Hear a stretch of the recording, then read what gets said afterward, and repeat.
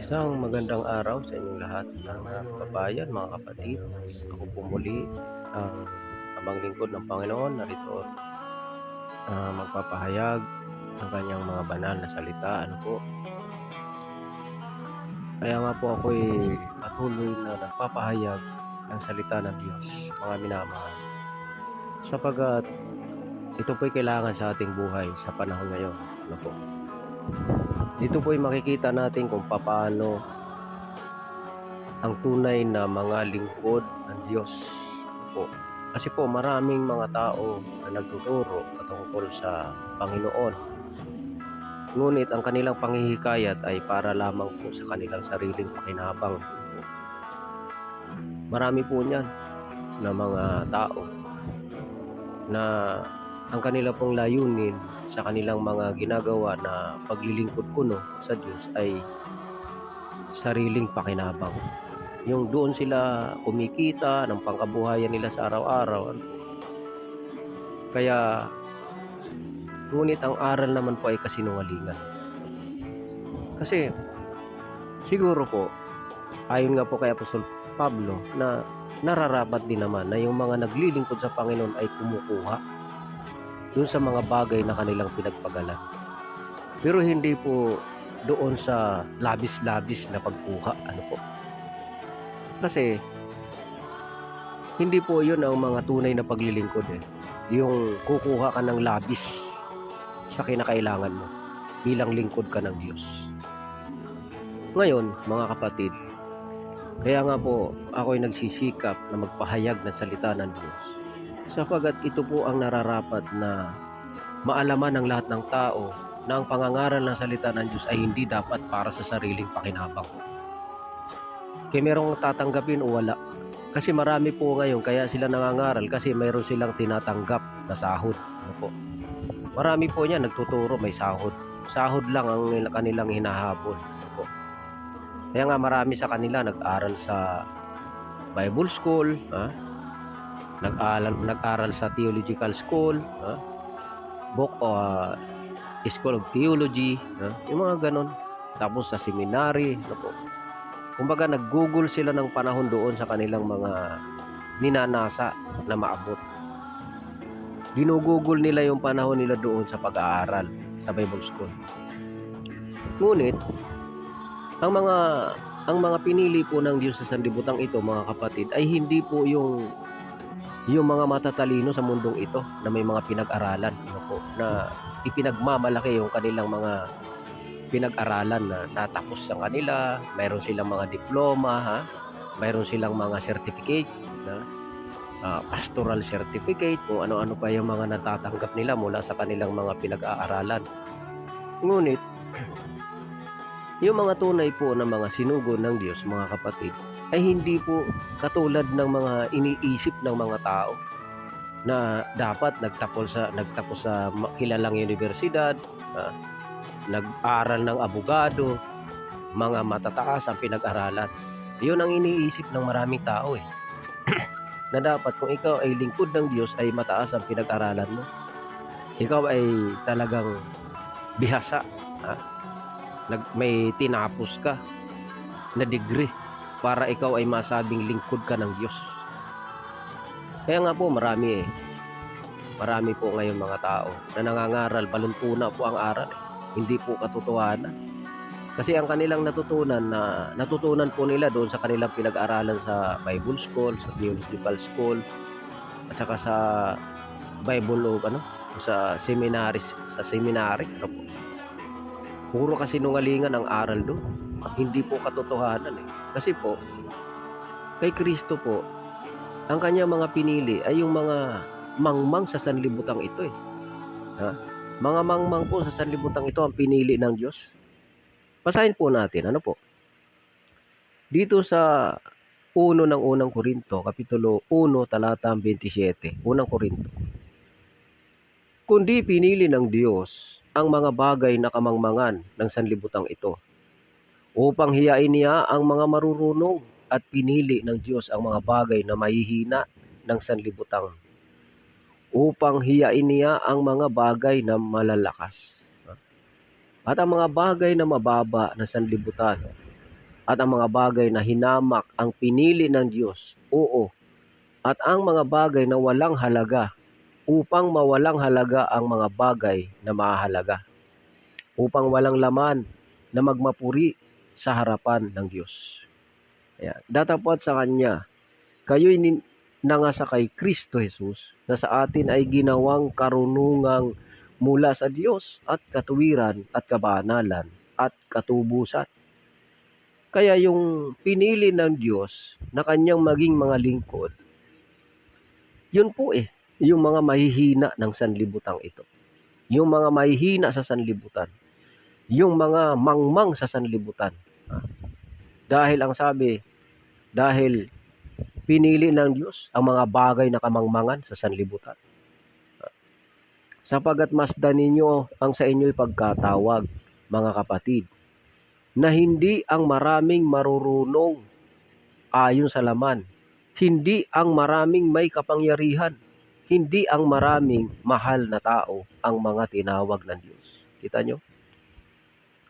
Kaya itong mga nagmamalaki ngayon na mga sinugo daw, anghel sa malayong silangan, yung sila daw galing sa Bible Seminary, Bible School. Wala pong kabuluhan yan, mga kababayan. Dahil ang tunay po na pagtawag ni Kristo sa kanyang mga alagad ay hindi po yung mga magagaling na tao. Hindi po yung mga sikat na tao, yung mga matataas ang pinag-aralan. Dahil katulad nga po ng ating Panginoong Hesukristo ay sabi ng mga Hudyo, saan kumuha ng karunungan ng taong ito? Gayong hindi naman nag-aral kailanman. At ganun din po ang kanyang mga alagad. Sinabi rin po sa aklat ng mga gawa na nangakita nilang sila ay mga mangmang. Mga mangmang. Mga walang pinag-aralan. Mga walang pinag-aralan po ang mga apostol ni Kristo. Dito po sa 4 talatang 13. Nang sabi rito, simulan po natin sa 12. At sa kanino mang iba ay walang kaligtasan, sapagat walang ibang pangalan sa silong ng langit na ibinigay sa mga tao na sukat natin ikaligtas.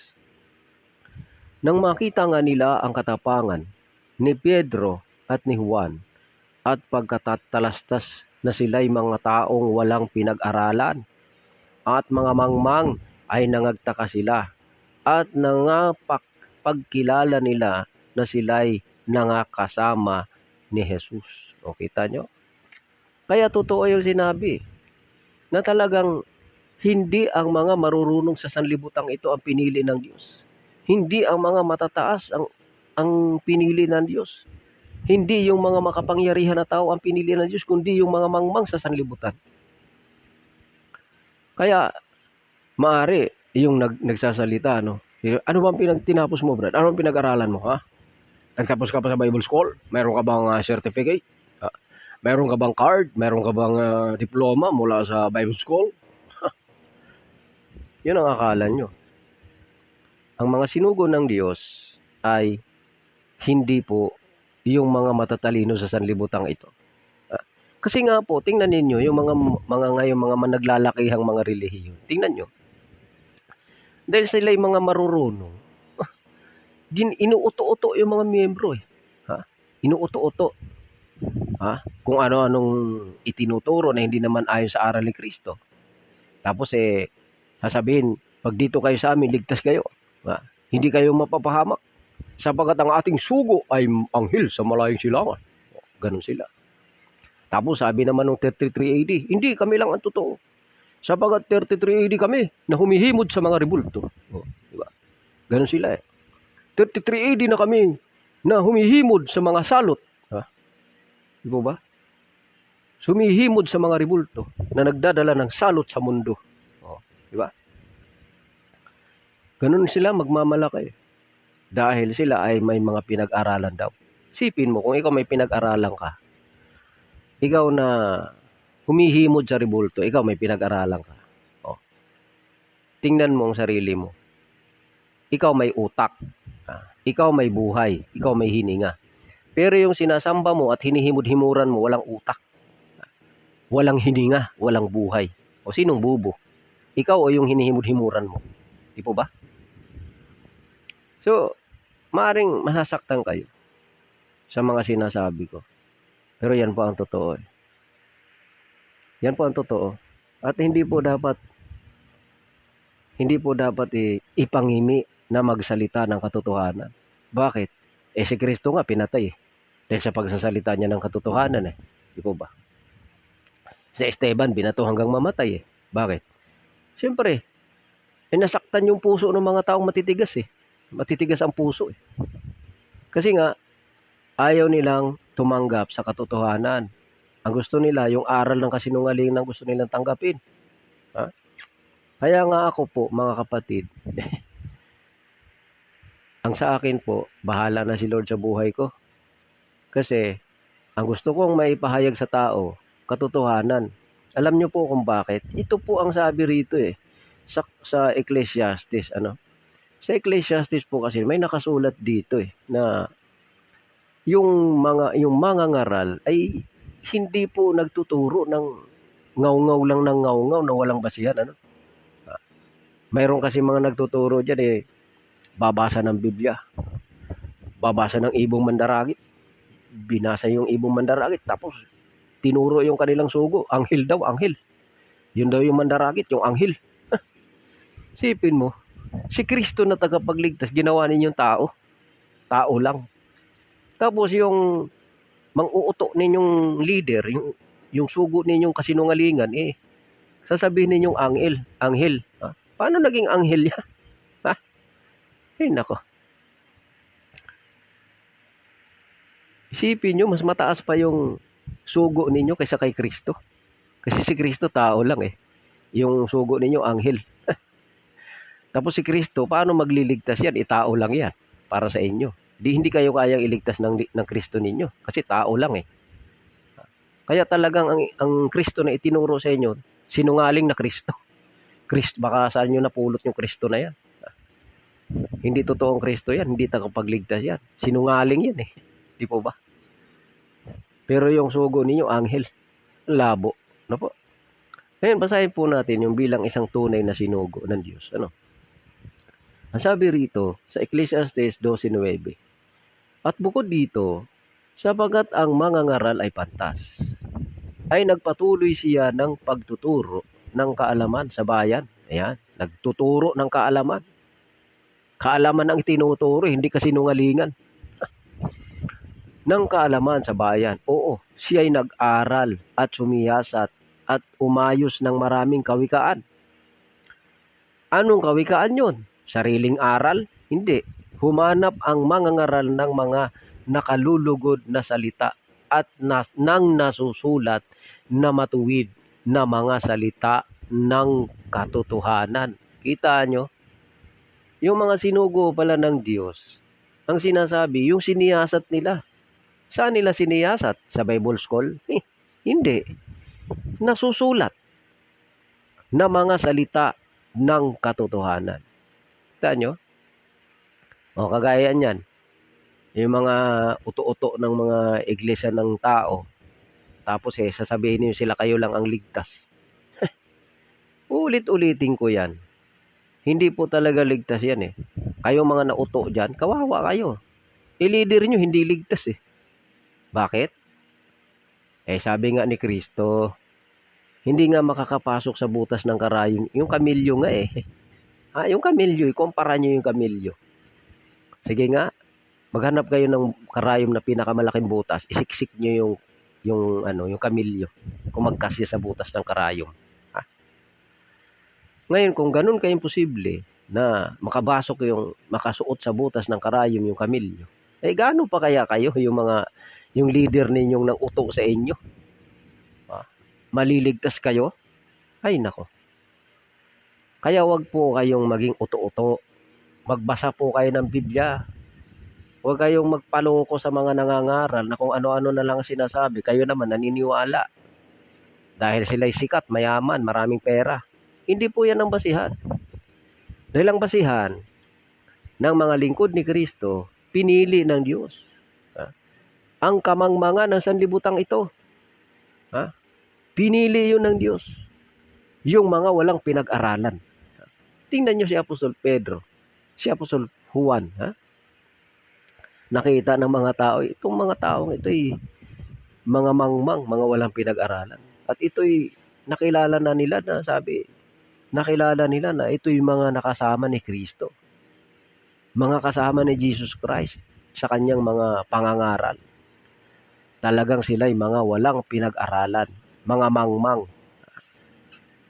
Yan ang patunay. Pero sila, pag nangangaral sila, hindi sila nangangaral na sariling haka-haka, kundi binabasa.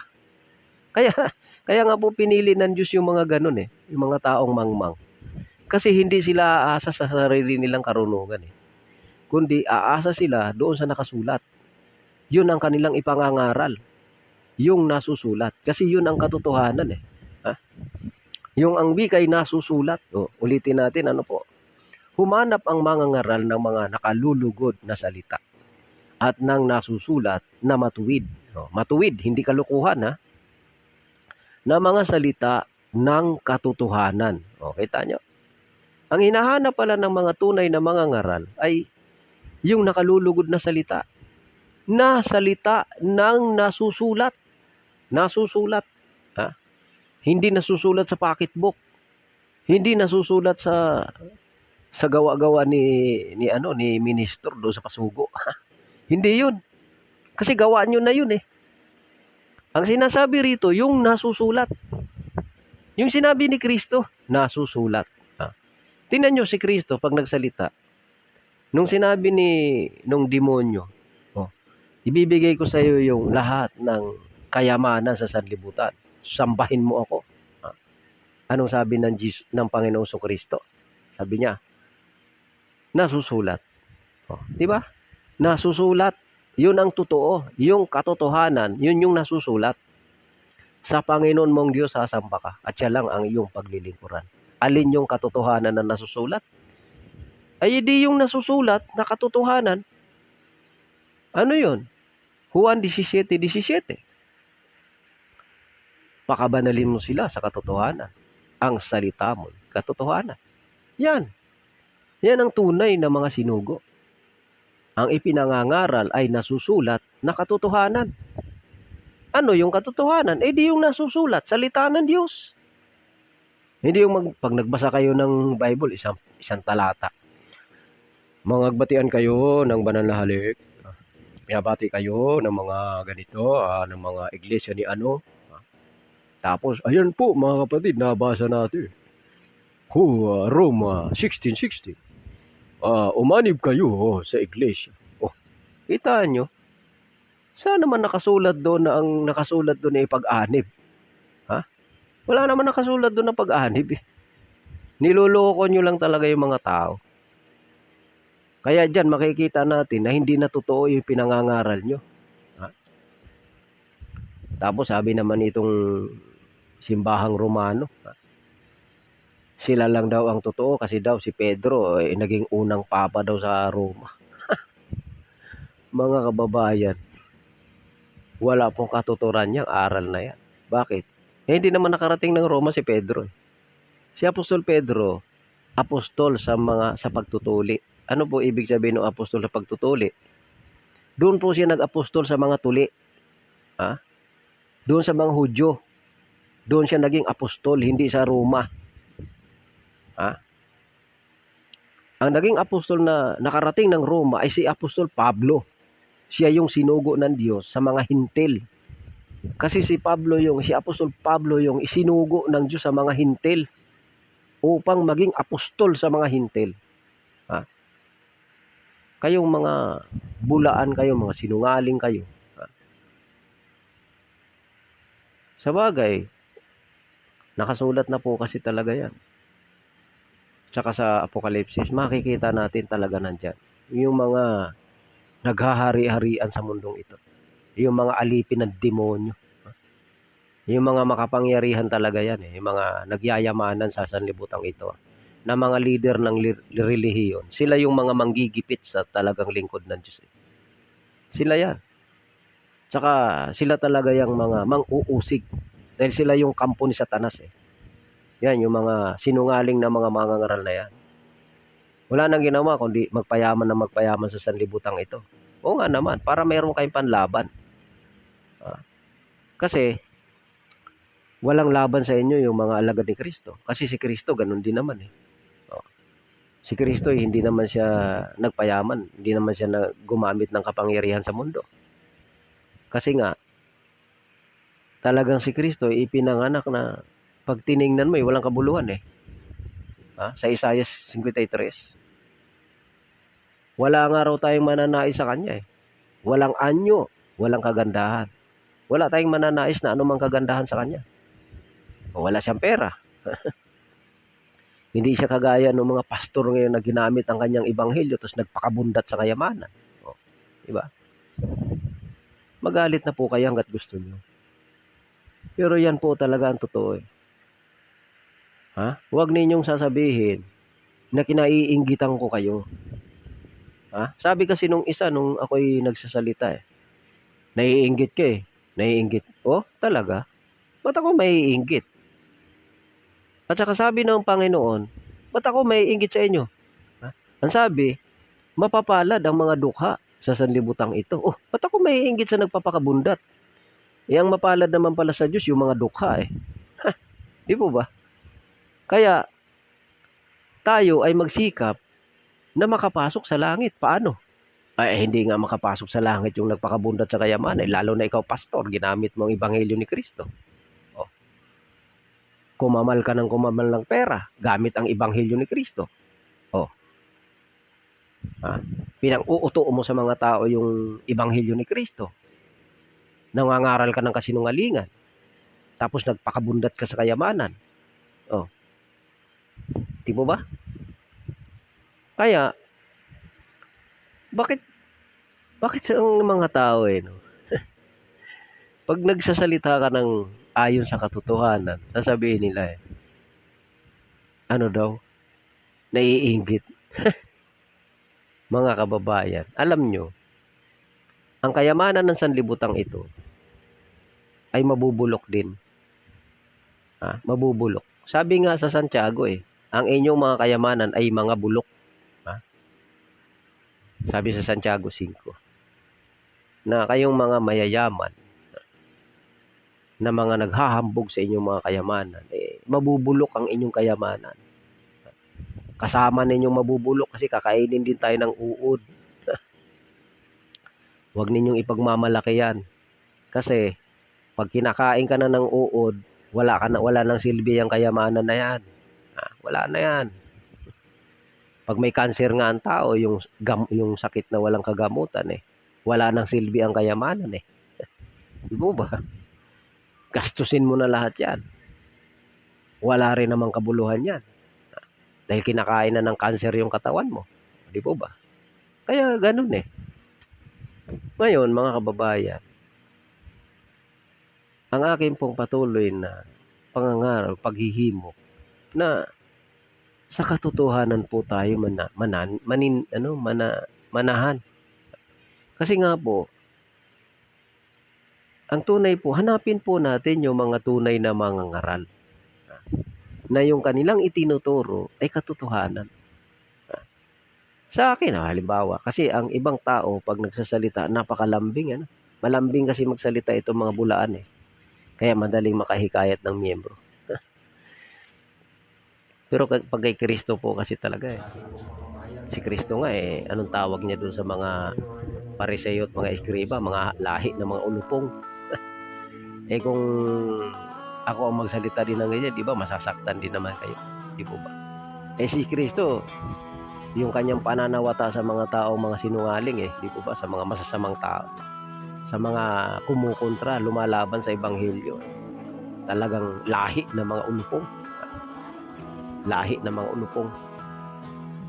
Mga viper. Talagang wala tayong magagawa. Kasi ganun po talaga ang katotohanan. Ang salita ng Diyos talaga yan po ang dapat mahayag.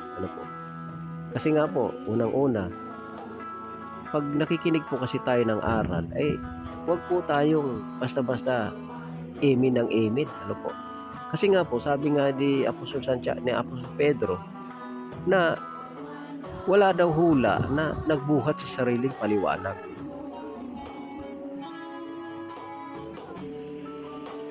Basahin natin, sabi ni Apostol Pedro. Oo, dito sa 16, 1:16 ng 2 Pedro. Sapagkat kami ay hindi nagsisunod sa mga kathang ginawang mainam noong aming ipinakilala sa inyo ang kapangyarihan at pagparito ng ating Panginoong Kristo, kundi kami ay naging mga saksing nakakita ng kanyang karangalan, sapagkat siya'y tumanggap sa Diyos Ama ng karangalan at kalwalhatian nang dumating sa kanya ang isang tinig mula sa marangal na kalwalhatian. Ito ang sinisinta kong anak na siya kong kinalulugdan. Dito sa talatang 19. At kami ay mayroong lalong panatag na salita ng hula na mabuti. Ang inyong ginagawa kung ito'y inyong sinusundan. Nagaya ng sa isang ilawang lumiliwanag sa isang dakong madilim hanggang sa pagbubukang liwayway. At ang tala sa umaga ay sumilang sa inyong mga puso. Namasdan mo na ito na alinmang hula ng kasulatan ay hindi nagbuhat sa sarili pagpapaliwanag. Sapagkat hindi sa kalooban ng tao dumating ang hula kailanman, kundi ang mga tao ay nagsalita buhat sa Diyos na nangaudyukan ng Espiritu Santo. Kita nyo? Wala pong yung hula, yung ayon sa nasusulat. Hindi po yan nanggaling sa sariling pagpapaliwanag. Yan po ay talaga pong mula sa gabay ng Espiritu Santo. Hindi nagbuhat sa sariling pagpapaliwanag. Kaya yung mga nagtuturo na may mga sarili-sarili paliwanag, ang gagawin nila, magbabasa ng isang talata pagkatapos kukuha ng maraming diksyonary, mga history, para lang mapatunayan yung kanilang aral. Ay nako, mga babayan, mag-ingat po tayong lahat. Napakarami pong mga nagtuturo ngayon ng kasinungalingang aral. Ang pinakamaganda po niyan, para sabihin niyo, kasi maging sa akin siyempre lahat naman yan, hahatol yan nasasabihin sinungaling ka rin. Ang maganda po kasi dyan mga kababayan, yung siyasatin. Kaya nga sabi ni Apostol Juan huwag kayong magsipaniwala sa bawat espiritu, kundi inyong subukin ang mga espiritu kung sila'y sa Diyos. Ganun po talaga ang dapat nating gawin. Kaya pag may nakita kayo na nagtuturo, hindi nagpapaliwanag ng sarili, walang maraming sitsiburitsi, kundi binabasa ang aral at hindi lumilihis doon sa nasusulat ang kanyang sinasabi. Kasi pag lumilihis na sa nasusulat yung sinasabi ng tao, sigurado po yun, ililigaw ka nun. Kaya muli mga kababayan, naway patuloy na sumayin nyo ang kapayapaan at pagpalain nawa kayo ng Panginoon sa lahat ng tinatnan ng mensaheng ito. Wala po akong layuning manakit ng damdamin ng sinuman. Ang sa akin po ay maihayag lamang ang katotohanan. So God bless po sa inyong lahat, mga kababayan, mga kapatid.